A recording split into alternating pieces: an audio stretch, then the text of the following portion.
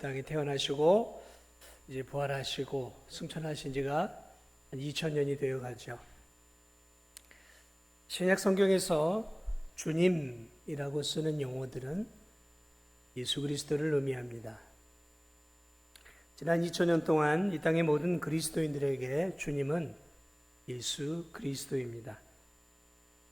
제자들은 살아계신 예수님을 향해서 주님, 라비어, 주님이라고 불렀고 승천 이후에도 제자들은 예수님을 주님이라고 불렀습니다. 예수님의 부활 이후 2000년 동안 수많은 그리스도인들은 예수 그리스도를 주님이라고 부릅니다.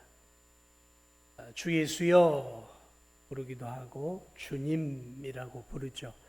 그래서 예수님의 다른 이름을 우리는 주님이라고 보통 많이 씁니다. 그렇습니다. 2000년 역사 속에 그리스도인들에게 주님은 두 분도 아니고 세 분도 아닙니다. 오직 한 분이시죠. 우리가 알고 있는 주 예수 그리스도죠. 주 예수 그리스도, 예수 그리스도 주, 그리스도 주 예수. 신약 성경은 이 세 이름을 반복해서 이렇게 돌려가면서 사용하고 있는 것들을 볼 수 있습니다. 자, 주님이 한 분이신 것처럼 오늘 성경은 우리에게 믿음도 하나다라고 먼저 가르쳐 주고 있습니다. 믿음도 하나요 했습니다. 이 믿음도 하나라는 것은 우리가 구원을 얻는, 죄인들이 구원을 얻는 방식도 하나라는 거예요. 죄인이 구원을 얻는 방식은 믿음을 통해서만 구원을 얻는다는 것이죠. 여러분, 이 우리가 살고 있는 세상의 모든 종교, 우리가 예수를 믿기 전에 이 땅에 있는 기복적인 것들, 샤머니즘, 토테미즘, 정령 숭배, 이런 모든 것들, 세상에 있는 불교나 유교, 도교, 또는 이슬람, 힌두, 이 모든 종교의 구원의 핵심은 믿음이 아닙니다. 행함입니다. 행함. 그러니까 신을 만족시키면 구원을 얻는 것이죠. 행함이에요. 나의 행함입니다. 그러나 오직 기독교만 행함이 아니라 믿음으로 구원을 받는다라고 말하고 있습니다. 그게 세상의 모든 종교와 우리가 믿고 있는 기독교의 가장 두드러진 특징이에요. 믿음으로 구원을 받는 것이죠. 믿음으로. 우리가 드리는 이 예배를 하나님이 기뻐 받지만 예배를 통해 하나님이 우리가 예배를 잘 드린다고 구원을 받는 건 아니에요. 우리가 열심히 찬양하고 헌금을 드리고 봉사한다고 구원을 받는 것은 아닙니다. 그럼 구원하고 상관이 없어요. 구원을 받은 성도들의 삶의 모습인 것이지 이거 자체가 우리가 구원을 얻는 조건들이 아니에요. 구원은 믿음으로 받는 것이죠. 종교적인 의식이나 예배 의식을 잘 드린다고 구원받는 게 아니에요. 성경은 죄인들이 죄 용서함을 받고 의롭게 되어 구원되는 것은 결코 인간의 노력과 선행, 공로, 인간의 착한 삶을 통해 구원받는다고 말하지 않습니다. 구원은 오직 믿음으로만 가능하다라고 말합니다. 에베소서 2장 8절, 너희는 그 은혜로 인하여 믿음으로 말미암아 구원을 받았으니. 무엇으로 구원을 받았다고요? 믿음으로. 믿음으로 말미암아 구원을 받았나니. 로마서 1장 17절에 의인은 믿음으로 말미암아 살리라. 의인은 믿음으로 말미암아 산다라는 거죠. 믿음으로 죄 용서받고 의롭게 되어진다는 거죠. 그래서 우리가 잘 알고 있는 요한복음 1장 12절에서 사도 요한은 영접하는 자 곧 그 이름을 믿는 자들에게는 하나님의 자녀가 되는 권세를 주셨나니. 죄 용서, 의롭게 되어짐, 하나님의 자녀가 되어짐, 천국을 소유하는 것 다 같은 의미예요. 그 이름을 믿는 자들에게 하나님의 자녀가 되는 권세를 주셨다 그랬어요. 그렇습니다.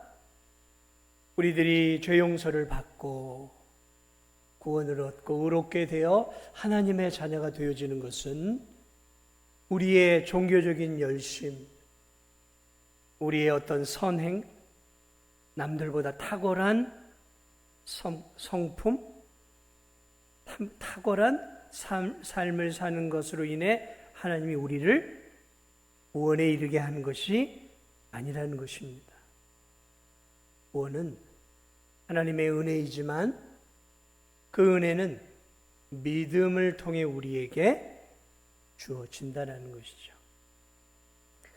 자, 그럼 뭘 믿어야 구원을 받냐라는 거죠. 오늘 한 믿음이라고 했는데 믿음을 통해 어떤 것들을 믿어야 하느냐라는 거죠. 방금 얘기한 것처럼 영접하는 자, 곧 그 이름을. 뭘 믿는 것도 중요한 거예요. 아무거나 믿는다고 우리가 구원을 받는 게 아니죠.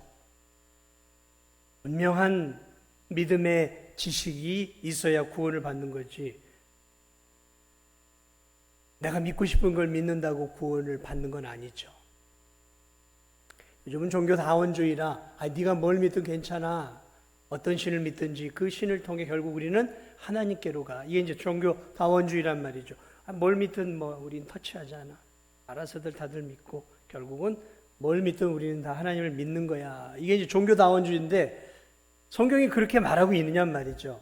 아니요. 성경은 그렇게 애매모호하게 우리가 뭘 믿는지에 관심을 기울이지 않고 뭘 믿는지를 중요하게 여기고 있어요. 영접하는 자, 곧 그 이름을 믿는 자들에겐 하나님의 자녀가 되는 권세를 주셨다 그랬어요. 믿어야 하지만 구원은 믿음을 통해, 죄 용서는 믿음을 통해, 천국은 믿음을 통해 가지만 믿음의 내용, 믿음의 대상이 불분명하거나 잘못되면 죄 용서나 구원이 없어요. 성경은 일관되게 이야기합니다. 영접하는 자고 그 이름을 믿는 자들에게는. 그 이름이 무엇입니까? 예수 그리스도시죠. 예수 그리스도예요. 그래서 요한복음 3장 16절에서 사도 요한은 다시 이렇게 얘기하죠. 요한복음 3장 16절. 하나님이 세상을 이처럼 사랑하사 독생자를 주셨으니, 독생자. 이는 저를 믿는 자마다, 누구를 믿는 자마다? 저를, 예수 그리스도를, 하나님의 아들 독생자를 믿는 자마다 멸망치 않고 영생을 얻게 하려 하십니다. 얼마나 선명해요. 얼마나 일관되어 있냔 말이죠, 성경은. 이 얘기하고 저 얘기하고 하지 않아요. 성경은 너무 선명하고 분명하게 우리가 믿어야 할 분명한 믿음의 대상과 그 믿음에 대한 지식을 가르쳐 주고 있어요. 예수 그리스도, 예수 그리스도. 예수 그리스도를 믿어야만 우리가 죄 용서를 받고 하나님의 자녀가 되어지는 것이죠.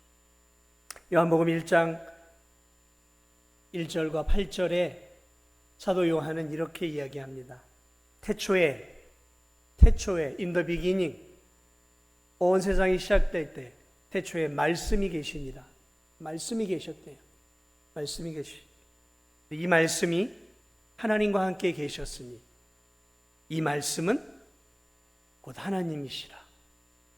말씀이 육신이 되어 하나님과 동등한 그 말씀이 육신이 되어 우리 가운데 거하시며 우리가 그의 영광을 보니 아버지의 독생자의 영광이요 은혜와 진리가 충만하더라.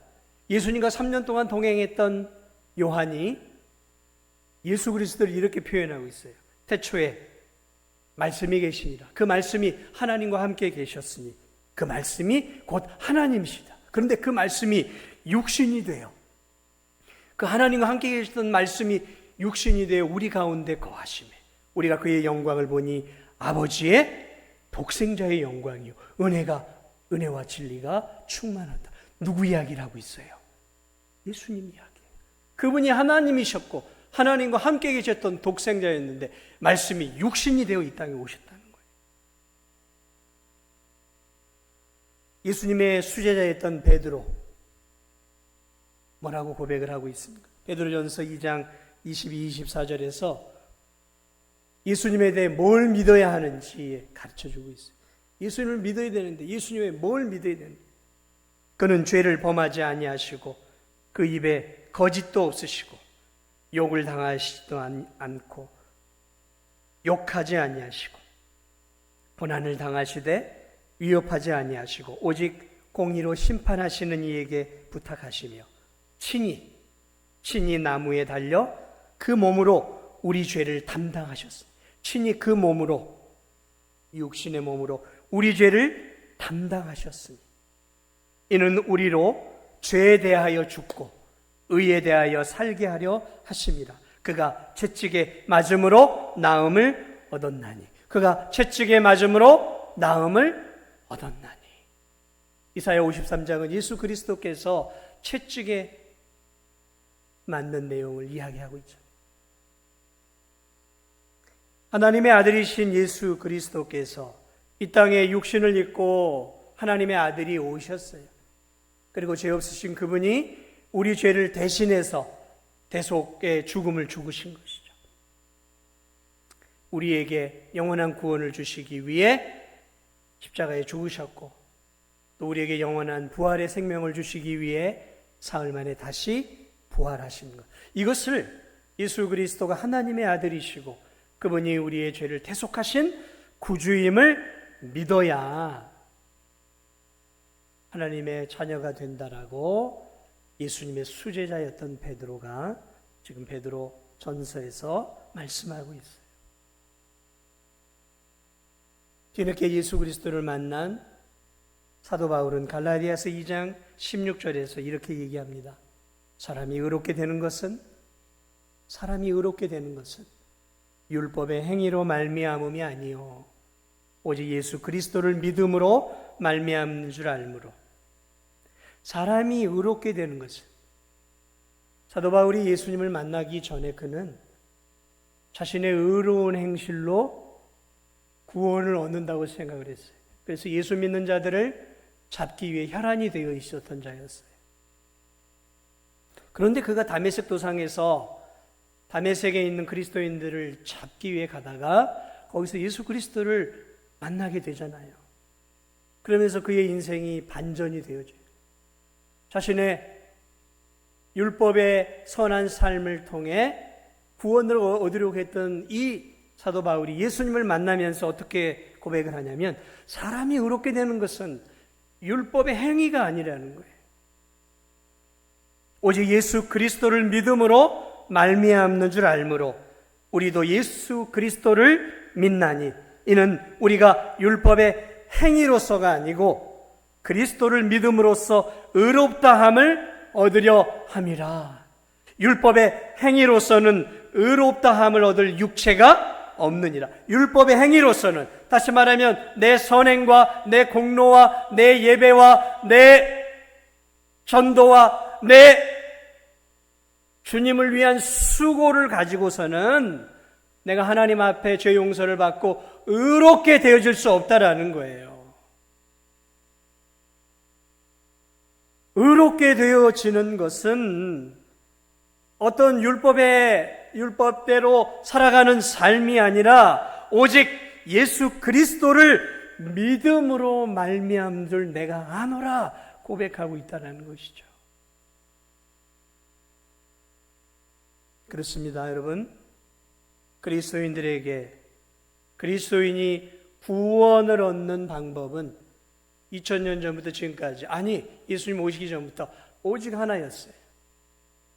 아브라함이 구원을 얻는 것도 그의 행위가 아니었어요. 그가 의롭다하게 된 것은 그의 행위 전에 이미 하나님이 그를 의롭다 하셨어요. 할례 받기 전에 의롭다 하셨어요. 아브라함도 믿음으로 구원을 받은 거예요. 다윗도 믿음으로 구원을 받은 거예요. 그들은 오실 예수 그리스도를 바라봤고 오늘 우리도 믿음으로 우리는 오신 예수 그리스도를 바라보는 거예요. 구원은 언제나 변함없이 언제나 하나예요. 한 믿음이에요. 한 믿음. 아브라함이나 우리나 다윗이나 우리나 여전히 한 믿음이에요. 어떤 믿음이요? 예수 그리스도를 믿는 믿음이에요. 아브라함과 다윗은 오실 메시아를 바라봤어요. 자신들의 죄를 용서해 줄 오실 메시아를 바라보고 구원을 얻은 것이고, 오늘 우리는 오신 메시아를 바라보고 있는 거예요. 그러니까 4,000년 전이나 지금이나 한 주를 바라보고 있고 한 믿음으로 구원을 얻는 거예요. 두 믿음이 아니에요. 구약시대의 믿음과 신약시대의 믿음은 다른 게 아니에요. 믿음은 언제나 똑같은 거예요. 하나의 믿음이라는 거죠. 어떤 믿음이요? 예수 그리스도를 믿는 믿음이에요. 그게 성경 66권에 동일하게 흐르고 있는 거예요. 한 믿음이에요. 한 믿음. 아담 이후에 모든 인간은 믿음으로 구원을 받는 거예요. 그리고 그 믿음의 대상은 예수 그리스도예요. 그리고 믿음의 내용은 그 그리스도께서 우리의 죄를 대속하신 사실을 믿는 거예요. 아멘. 아브라함과 우리의 믿음이 차이가 있다고요? 차이가 없어요. 다윗의 믿음과 우리의 믿음이 차이가 있습니까? 없어요. 똑같아요. 그래서 우리는 아브라함을 믿음의 조상이라고 말하는 거예요. 앞으로 우리의 후손들, 그들도 예수 그리스도를 믿는 믿음으로 구원을 받는 거예요. 변하지 않아요. 변하지 않아요. 진리는 변하지 않아요. 구원 얻는 진리는 주님 오실 때까지 변하지 않아요. 그것이 성경이 우리에게 가르쳐 주는 거예요. 믿음도 하나요. 우리 성경은 계속해서 세례도 하나다라고 말하고 있어요. 세례도 하나요. 세례도 하나요. 이 세례가 하나라는 이야기는 무슨 말일까? 이 세례 방식을 말하는 것일까요? 우리 장로교는 이 물을 찍어서 이렇게 좀 머리에 바르고 세례를 주죠. 근데 저 침례교나 저 그리스도교 같은 이제 이런 데는 교회 강단 뒤에 욕조통이 있는 데가 있고요. 좀 이 그리스도교라고 이제 목포에 이제 그리스도교가 몇 개가 있는데 그 중에 이제 제일 큰 교회 목사님을 잘 알고 있어서 그 교회를 이제 방문을 했는데 거기는 본당이 아니라 그 교회 옆에 교육관 쪽에다가 자그마한 그런 마치 그런 방을 하나 만들어 놓고 큰 욕조통을 만들어 놨더라. 그래서 세례받을 사람이 있으면 오후 때 그를 데리고 가서 옷을 입히고 우리 성도들이랑 가서 몸을 푹 담궈요. 머리부터 발끝까지 푹 담그고 꺼냅니다. 그래서 야, 좋다. 이렇게 몸을 푹 담그고 쑥 담갔다 나오면 이제 죽었다 살아나는 그런 거잖아요. 예수님도 세례 요한에게 세례를 받을 때 요단강에서 푹 들어갔다 나오셨잖아요.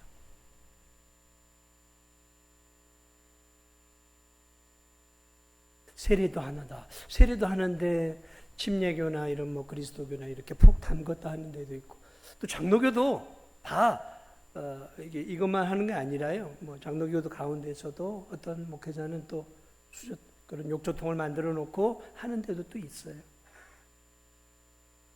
뭐가 옳은 것일까요? 한 세례라고 했는데 막 이렇게 주기도 하고 저렇게 주기도 하고. 우리가 후원하는 저 필리핀 김상태 선교사님은 1년에 한두 차례 세례를 주는데 세례받는 사람들을 어디로 데리고 가냐면 전교인이 큰 리조트로 가요. 수영장, 풀이 많은 리조트 있잖아요. 거기로 가서 축제를 해요. 그래서 온 교인이 주일날 글로 가서 예배를 드리고 글로 가서 세례받는 사람들을 이제 푹 집어넣고 이제 세례를 줘. 수영장에서 줘요. 수영장. 그리고 수영장에서 주고 그날 하루는 거기서 이제 마음껏 수영도 하고 점심도 먹으면서 그렇게 보니 수영장에서 그 수영장 물이 깨끗할까요? 더러울까요? 더러운 물로 세례를 준단 말이에요. 그러면 그건 더러운 물이니까 좀 문제가 있는 거 아닐까요? 그래서 어떤 교파에서는 세례는 성경에 보니까 흐르는 물이니까 자연수, 강물이나 이런 데 해야 된다 얘기해요. 우리 교회는 생수로 하나요? 수돗물입니까? 생수입니까? 잘 모르겠어요. 수돗물보다는 생수가 더 깨끗하니까 이게 좀 더 낫나요? 네. 생수는 하나님 받으시고 수돗물은 좀 저기 하니까 안 받을까요? 아니면 흐르는 물이 옳고 흐르지 않는 물들, 인위적인 물들은 세례를 받는데 부적격일까요?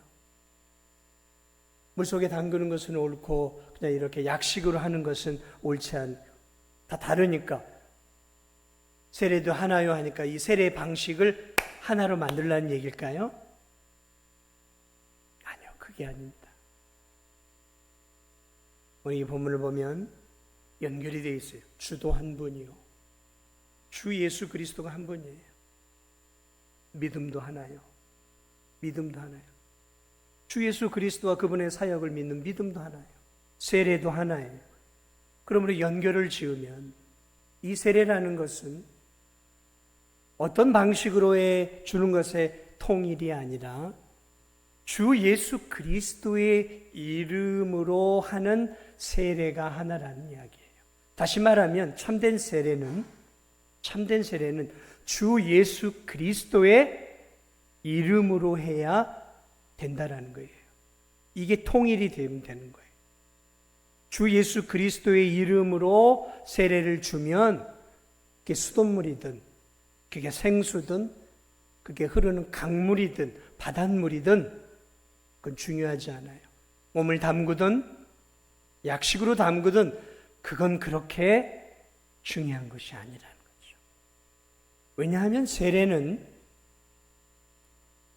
그것 자체에 효력이 있는 게 아니에요. 다시 말하면 세례를 받음으로 구원을 얻고 세례를 받지 않음으로 구원을 받지 못하는 게 아니라는 거예요.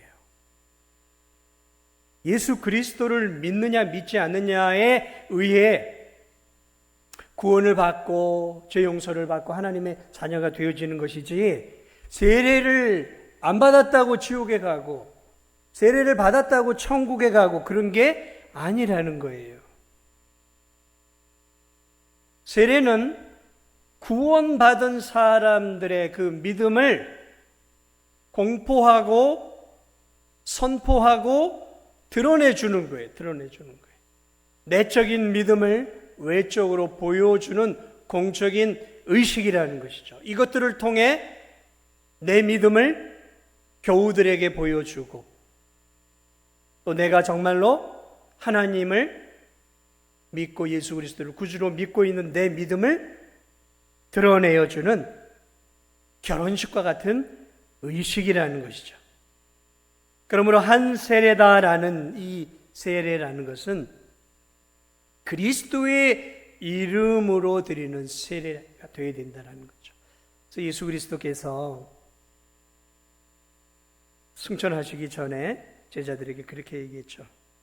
그러므로 너희는 가서 모든 민족과 제자로, 모든 민족을 제자로 삼아 아버지와 아들과 성령의 이름으로, 아버지와 아들과 성령의 이름으로 세례를 주고, 이 반드시 예수 그리스도를 통해 세례가 주어지는 거예요. 예수 그리스도를 믿지 않으면 세례를 받을 수도 없고, 또 예수 그리스도를 믿을 때 예수 그리스도의 이름으로 세례를 주어야 되는 것이죠. 그래 이 신약을 보면 예수 그리스도의 이름으로 세례를 주는 내용들이 많이 나와요. 그래서 사도행전 2장 38절을 보면 베드로가 복음을 전할 때 사람들이 마음에 찔렸어요. 복음 때문에 마음이 찔려요. 형제들아 우리가 어찌할꼬? 그렇게 베드로에게 질문을 해요. 그래서 베드로가 이렇게 얘기합니다. 각각 예수 그리스도의 이름으로 세례를 받고 죄사함을 받으라. 예수 그리스도의 이름으로 세례를 받아라. 사도행전 10장에 보면 이방인 백부장 고넬료가 있어요. 이탈리아 군대 장교와 그의 식솔들이 하나님의 은혜 안에서 베드로의 설교를 듣게 되어져요. 베드로의 설교를 듣고 이들이 은혜를 받고 그 말씀을 아멘으로 받아들여요. 아멘으로 받아들여요. 그러자 베드로가 같이 있던 동료 유대 그리스도인들에게 이렇게 얘기합니다. 저들에게 예수 그리스도의 이름으로 세례를 베풀라라고 명령을 내려요. 저들에게 예수 그리스도의 이름으로 뭘 주라고요? 세례를 주요. 왜? 예수 그리스도를 주로 구주로 믿었기에 예수 그리스도의 이름으로 세례를 주라는 거예요. 사도행전 19장 5절을 보면 바울이 전한 복음을 듣고 그들이 주 예수의 이름으로 세례를 받았다라고 기록하고 있어요. 이 사도행전을 보면 예수 그리스도의 이름으로 세례를 받았다 그래요. 그러면 여러분 세례를 받는 것은 예수 그리스도를 구주로 믿은 사람만이 받는 거죠. 믿지 않는 사람이 받는 게 아니라 예수님을 구주로 믿는 사람들에게 예수 그리스도의 이름으로, 물론 삼위일체니까 거기에 이제 우리가 성부, 성자, 성령의 이름으로 이제 이렇게 세례를 주지만, 그러나 가장 중요하신 분은 누구냐면 예수 그리스도예요. 예수 그리스도 안에서 성부와 성령의 이름으로 세례를 주는 거예요. 그래서 세례도 지난 2000년의 역사 속에서 세례도 하나예요. 다른 이름으로 세례를 주면 무효입니다. 그러나 어떤 이름으로 세례를 받으면 유효일까요? 예수 그리스도의 이름. 예수 그리스도의 이름이에요. 주 예수 그리스도의 이름으로 그 이름을 믿는 자들에게 세례를 주면 그 세례는 유효하다라는 것이죠. 그러므로 세례를 줄 때 어디서 받느냐, 어떤 물로 받느냐, 어떻게 받느냐는 중요하다, 중요하지 않다, 중요하지 않다라는 거예요. 물론 저도 이왕이면은 침수로 받았으면 어땠을까 하는 생각이 들어요. 그리고 저도 우리 성도들에게 모든 환경 여건만 되면 가까운 이런 그런 강이나 이런 데가 있으면 거기 가가지고 푹 담갔다가 이렇게 죽었다 살아나는 그런 어떤 좀 더 생생하게 한다고 하면 세례의 의미가 조금 더 평생 잊지 못할 생생한 기억으로 다가올 수는 있을 거예요. 그러나 이렇게 한다고 해서 더 구원받고, 이렇게 한다고 해서 덜 구원받고, 더 그런 것은 없다라는 것이죠. 예수 그리스도의 이름, 그분의 이름으로 세례도 하나다라는 사실들이죠. 왜 에베소서에서 바울은 이렇게 계속해서 하나됨을 강조하고 있을까? 왜 강조하고 있을까요? 교회가 하나 되기가 쉽지 않기 때문에 그래요. 예수 그리스도를 믿음으로 성도들이 그리스도의 몸이 되고 세례를 받음으로 성령이 임하고 그리스도 안에서 성도들이 하나가 되었음에도 불구하고 여전히 우리들은 육체를 가지고 있어요. 개성이 있어요. 개성. 기질이 달라요. 개성이 달라요. 살아온 삶이 달라요. 인격의 수준이 달라요. 신앙의 레벨이 달라요. 삶의 경험이 달라요. 문화가 달라요. 다릅니다. 저와 여러분이 달라요. 달라요. 제가 여기 와가지고 문화적인 충격을 여러 개를 받았어요. 달라요. 도시에서 태어나서 자란 제가 가지고 있는 것과 이 진도에서의 문화는 저에겐 달라요. 그러나 여러분, 다른 건 이상한 게 아니에요. 다 달라요. 교육의 수준이 다르고 배워온 환경이 다르단 말이죠.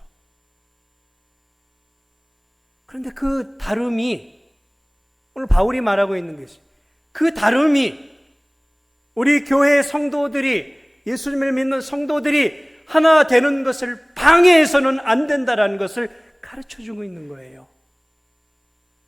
성격이 다르고 인격이 다르고 실력이 다르고 경험이 다르다고 해서 교우들이 그리스도 안에 한 몸이 나눠지고 찢어지고 분열되어서는 안 된다는 것을 가르쳐주고 있는 거예요. 그럼에도 불구하고 성도들은 하나님 안에서 하나가 되고 예수 안에서 하나가 되고 복음 안에 하나가 되고 성령 안에 하나가 되고 오늘 믿음 안에 하나가 되고 한 세례 안에 하나가 되었다라는 거죠. 찢어질 수 없는 한 몸이 되었다라는 것을 가르쳐주고 있는 거예요. 그래서 교회의 본질은 하나됨이, 그리스도 안에 하나됨입니다. 그리스도 안에 하나됨이 나눠지고 분열되고 나눠지면 본질이 찢어지는 거예요. 본질이 무너지면 그 교회는 의미 없는 교회가 되는 거예요. 여러분, 이 사실을 꼭 잊지 마세요. 가족이 하나잖아요. 가족이 하나. 피를 나눈 부부도 한 몸이라고 그러잖아요. 한 몸이고 피를 나눈 자녀들 하나죠. 하나. 가정의 본질은 하나됨이에요. 하나됨. 화평이죠. 그게 깨지면 가족 공동체는 지옥 공동체가 되는 거예요. 더 이상 가정이라 하기 어렵죠. 가족은 있을지 모르지만 가정은 없는 거예요. 교회도 마찬가지입니다. 그걸 지켜낼 수 있어야 되는 거예요. 늘 기억해야 되는 거예요. 교회 하나됨을 방해하는 것들이 참 많아요. 사역을 행함에 있어서, 하나님의 일을 진행함에 있어서 교회 일을 행하고 구역을 이끌어가고 모임을 갖는 모든 무리 속에서 우린 필연적으로 갈등을 겪게 돼 있어요. 내가 다른 만큼 상대도 다르거든요. 의견도 다르고 생각도 달라요. 그러나 그거보다 더 중요한 게 있어요. 그러함에도 우리가 그리스도 안에서 한 몸 된 공동체라는 이 중요한 사실을 놓친다면 그 공동체는 의미 없는 공동체가 되는 거예요. 바울은 여기서 그걸 집요하게 가르쳐주고 있는 거예요. 우리에게. 교회의 본질이 뭔가. 교회의 본질을 붙잡아야 되는 거예요. 이걸 놓치면 교회가 세상 공동체, 아무런 차이가 없는 공동체가 되는 거예요. 교회가 성도가 많아지고 화려해지고 커지고 헌금이 많아져도 교회가 하나가 안 되면 그걸 교회라고 할 수 있을까요? 하나가 깨져버린 공동체를 교회라고 할 수 있을까요? 한 몸이 깨지고 한 주가 깨져버렸는데.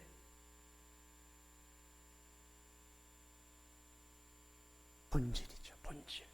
잊지 마십시오. 교회 본질을 놓쳐서는 안 돼요. 교회 공동체 본질은 그리스도 안에 하나됨이에요.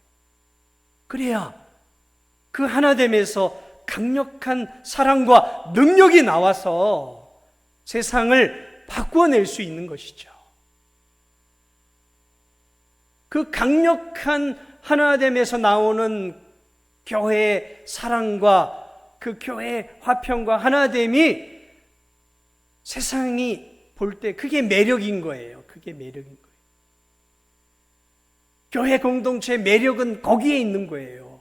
그리스도 안의 하나됨과 그리스도 안의 사랑과 그리스도 안의 화평이에요. 이거 깨지면 세상에서 교회를 바라볼 때 매력이 없는 거예요. 매력이 없는 거죠. 우린 그 매력이 있어야 돼요. 그리고 그 매력이 그들을 교회로 이끄는 원동력이 될 수 있는 거예요. 오늘 이 본문의 말씀들을 우리가 다시 한번 기억하면서 오늘 이 세례가 하나 되고 우리의 주인이 하나라는 거죠. 주님이 한 분이라는 사실들. 그것은 우리가 우리의 인생을 우리 자신을 위해 사는 것이 아니라 우리 자신과 우리 교회가 한 주가 되시고 한 하나님을, 한 예수 그리스도를 위해서 살아가는 자라는 것이죠. 그래서 교회는 주님을 위해 사는 것이고 주님은 우리를 위해, 우린 주님을 위해 그렇게 살아가는 공동체, 그게 교회라는 것, 사실들을 오늘도 우리가 기억하면서 더욱더 주 안에서 하나가 되어 평안에 매는 줄로 성령이 하나 되게 하신 하나됨의 공동체를 잘 지켜내며 맛을 잃지 않는, 참 맛을 낼 줄 아는 그런 소금과 같은 저와 우리 교회 공동체, 우리 성도들이 되시기를 주님의 이름으로 축복을 드립니다.